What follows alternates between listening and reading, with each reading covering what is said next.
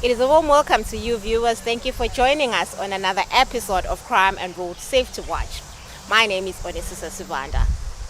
Every woman and girl deserves to live free from fear, violence and oppression. Join us as we stand together against gender-based violence during this year's 16 Days of Activism Against Gender-Based Violence, running under the theme "End Digital Violence Against All Women and Girls." Moving on, the police is working closely with the Ministry of Agriculture and seed companies to combat the spread of fake seeds during the farming season. Recently, they gave a joint statement regarding this issue and measures being taken. The Zimbabwe Public Police is ready to ensure that the 25-26 farming season goes on smoothly.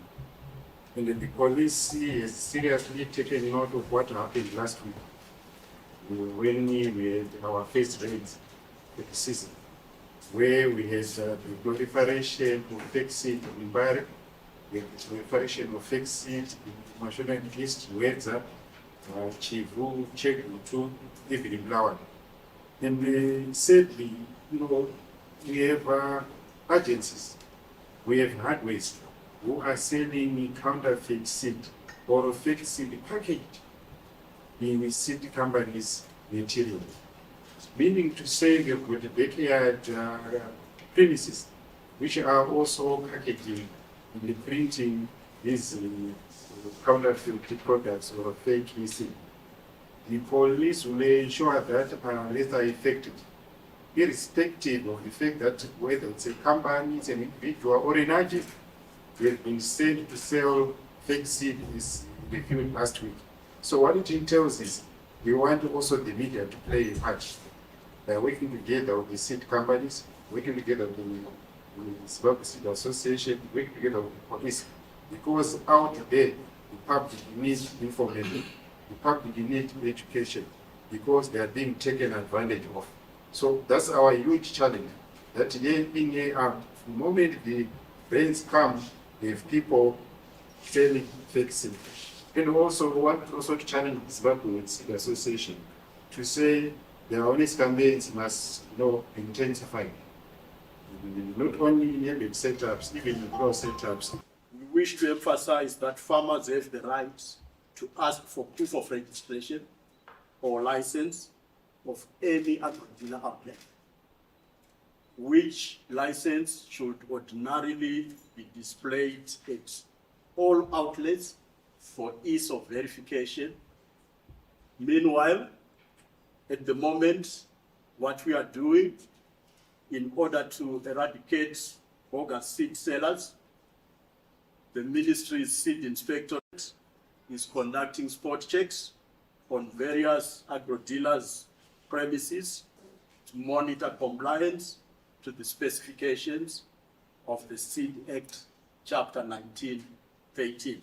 Good quality seed from ZSA members is distributed across the country through a network of registered, reliable, reputable agro-dealers.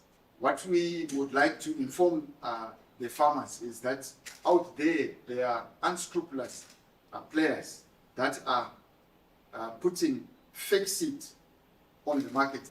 As an industry, we are working together with the government, we are working together with the police to bring to book these members, these unscrupulous dealers that are damaging the farmers. What is a pity is that when a farmer invests, they invest for 6 months, and somebody gives them something that is not going to give them a yield. It means that that whole year, that farmer is not going to get a yield.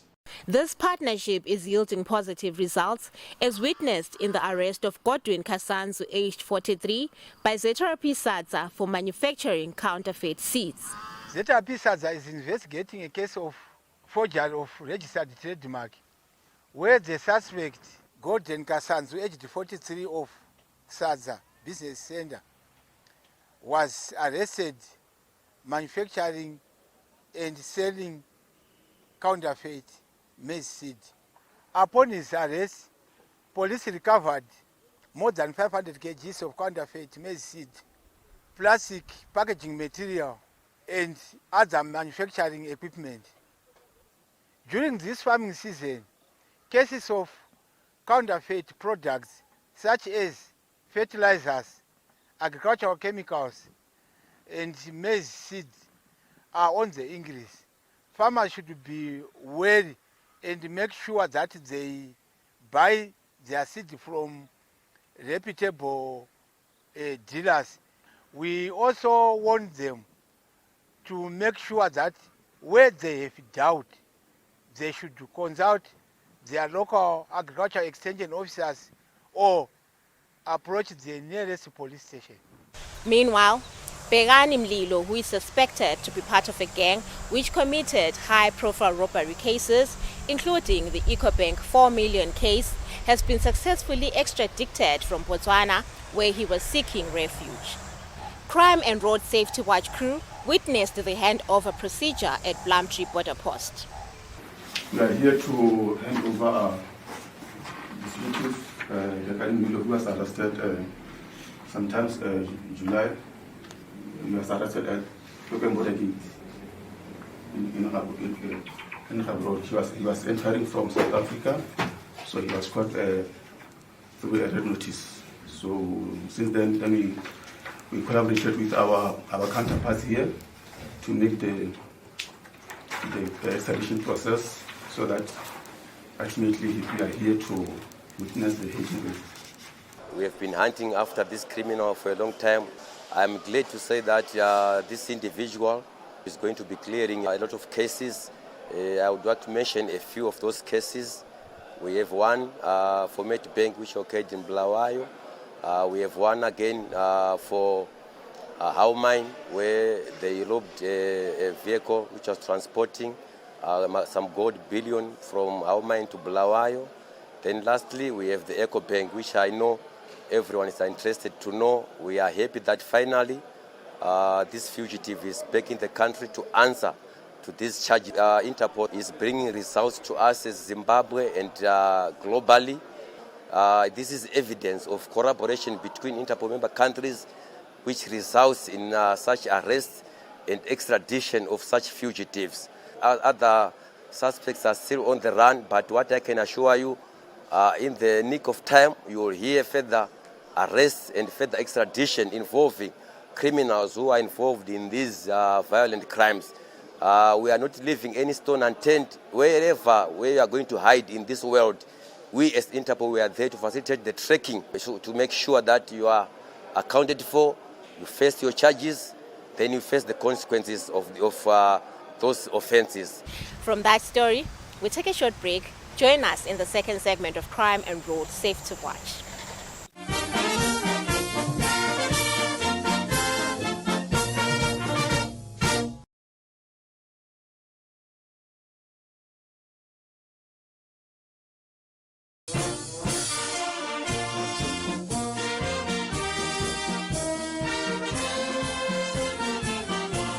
We're in the second segment of Crime and Road Safety Watch. Thank you for staying with us.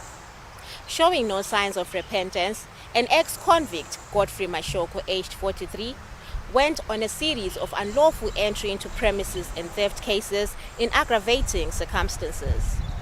The suspect, who resides in Imbizo, Kwekwe, was finally trapped and apprehended by police in Kwekwe. We spoke to the officer commanding Police Kwekwe District regarding this thief. There has been a spate of unlawful entry into premises and theft cases in and around Kwekwe. To this end, we received a number of reports relating to these cases. After carrying out investigations, we established that the suspect is an unrepentant ex-convict who previously served jail term and goes by the name Godfrey Mashoko. After receiving a tip-off from members of the public, we swiftly reacted and apprehended the accused in Mbizo area in Kwekwe, where he was selling clothes which he had stolen in some of his criminal acts. The accused would hire a truck and target any house where the owners would be away or absent from home. He would steal almost everything. Using this method, he would steal a lot of valuables, including household property and clothes. In essence, he would just leave the house literally empty. Investigations so far have revealed that he stole property valued at US 15,869, and so far we've managed to recover property worth US 10,000. He has since appeared at the Kwekwe Magistrates Court, where he has been remanded in custody as trial continues. We are still conducting investigation with a view to unearth more cases he would have committed. Moving on to this week's road safety segment, the era of recklessness on the road is coming to an end. This follows a timely donation of a consignment of breathalyzers to the police by the Traffic Safety Council of Zimbabwe and the commissioning of service vehicles for Vehicle Inspectorate Department, VID, with the aim of taming the traffic jungle.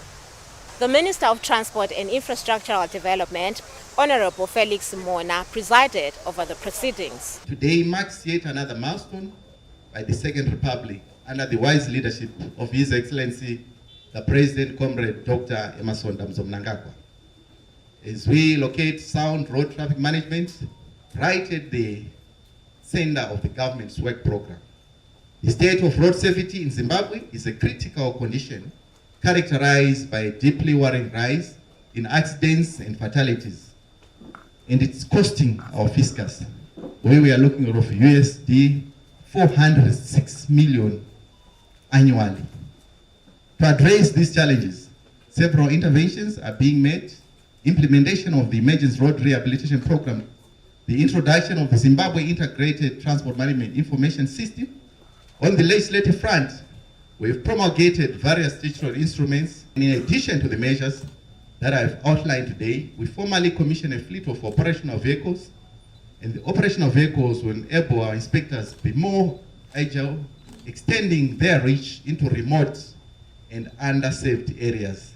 For decades, the dedicated officers of our VID have worked tirelessly, often with limited tools, to uphold the standards and keep our roads safe. In addition to the commissioning of vehicles and brake roller testers, this event is crucial, as we shall also hand over evidential breathalyzers to the Zimbabwe Republic Police. The breathalyzers were procured by Traffic Safety Council of Zimbabwe for use by ZRP. The generous donation of breathalyzers by the Traffic Safety Council of Zimbabwe represents a critical intervention in our mission to reduce road carnage, especially during the upcoming festive season. The use of these breathalyzers acts as a powerful deterrent, discouraging drivers from drinking and driving in the first place.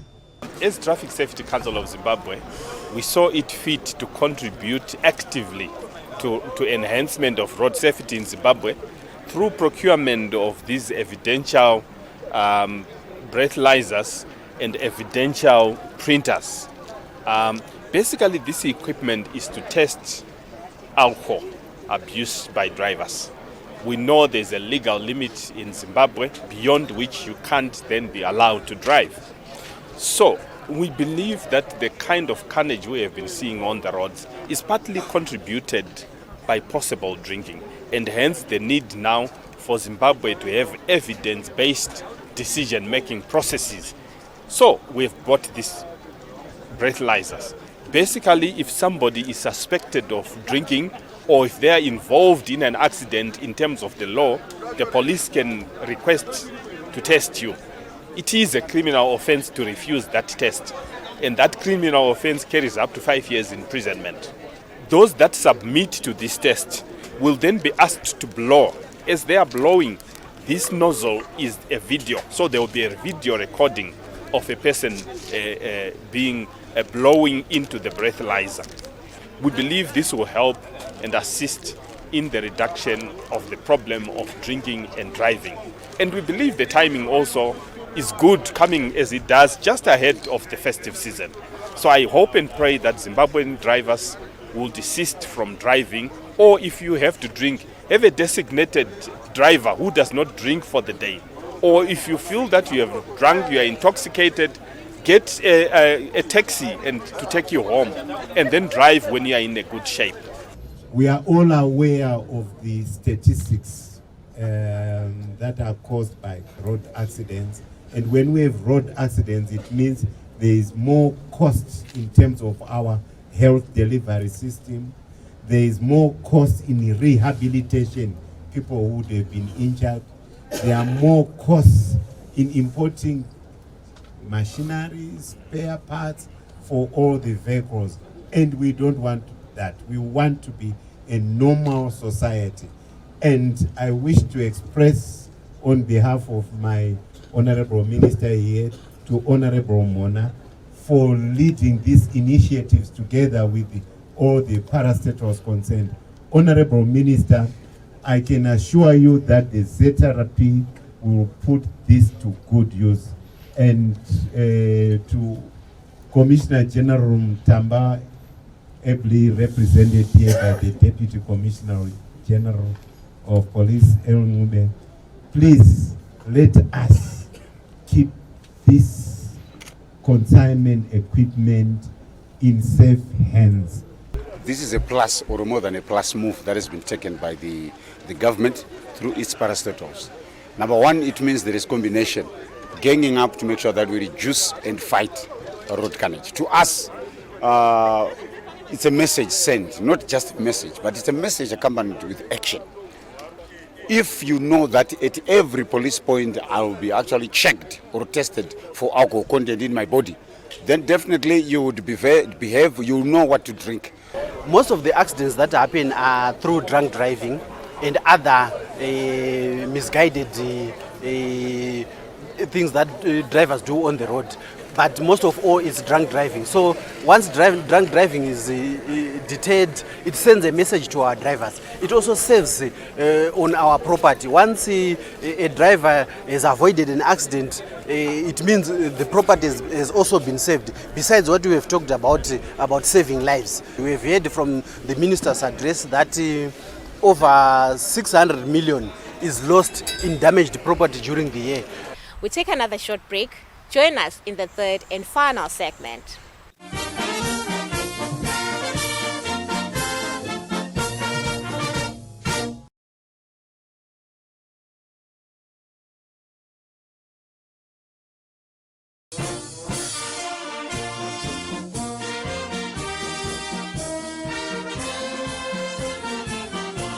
We're in the third and final segment of Crime and Road Safety Watch. The Zimbabwe Republic Police continues to train its personnel for effective service delivery. Recently, 100 police officers from the chaplaincy section graduated with a diploma in chaplaincy and leadership at Solusi University. The Deputy Minister of Information, Publicity and Broadcasting Services, Honorable Dr. Marupi, represented the Minister of Home Affairs and Cultural Heritage, Honorable Kazembe Kazembe, as the guest of honor. The vision of my ministry is a secure and peaceful Zimbabwe, preserving and promoting national heritage by 2030. Such an environment cannot be built by security forces alone. It is built by educated, innovative, and ethical citizens. You, the graduates, are the ultimate architects of that conducive environment.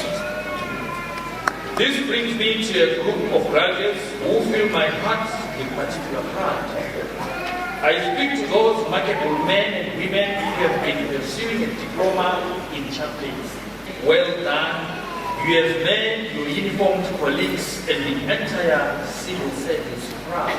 Our government, under the leadership of His Excellency President Dr. E.D. Mnangagwa, is unwavering committed to guarantee a peaceful, secure, and corruption-free nation. This mission requires more than just physical enforcement. It demands moral fortitude and spiritual resilience. The conferment of these qualifications today is a powerful assurance that our brave police officers will now have to show skilled and compassionate spiritual and emotional support as they discharge their odious duties. I would like to express my heartfelt gratitude to the Commissioner General of Police for allowing us and granting us time to study and sponsoring us to study and upgrade ourselves. This diploma has equipped us in many ways It has upgraded us in the way that we view empathy and express our duties as chaplains professionally. I would appreciate much the Commissioner General for allowing us to have the opportunity to come and learn as students. It is to add much value to our work that we do at the stations as chaplaincy. We had to add much value in how we would counsel our members. We had to learn much on how we would conduct ourselves even in the public. We learned much on even the scriptures themselves. There was much value added here.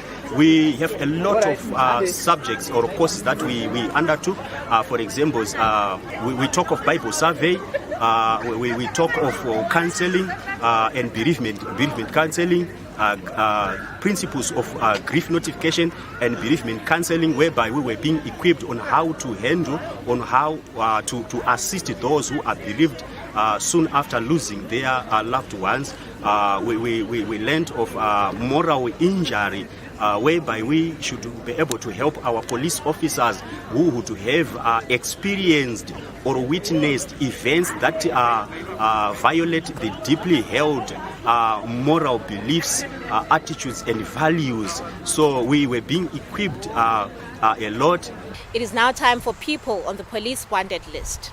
Zetera Pimbare is looking for Nolan White of 43 Gwavava Drive, Mabvuku, Harare, for a case of robbery.